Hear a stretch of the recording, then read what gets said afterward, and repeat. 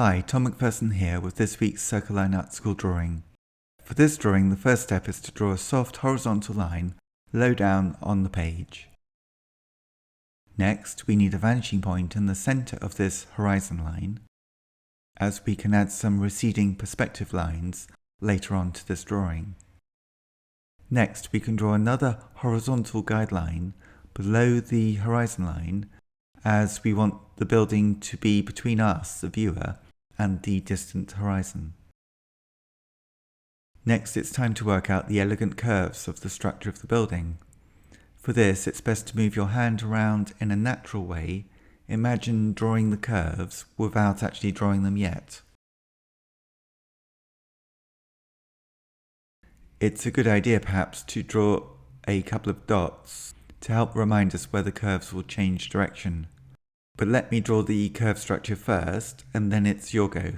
And then you can see what works and what doesn't work in the drawing that I make. Then, when you're ready, draw the curved structure.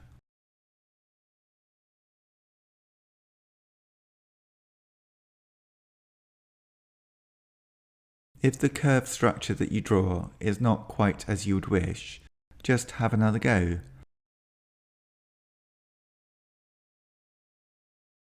Use soft pencil lines so that you can erase the pencil lines easily. The structure of the curve doesn't need to be precise, but I think it would be good if it has the sort of flow of energy of the curves.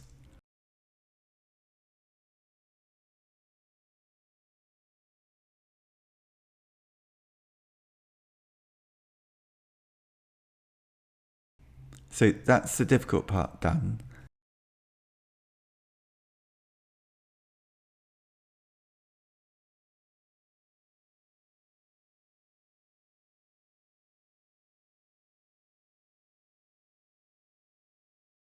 For this drawing I use a 4B pencil. Any soft art pencil would be good to use.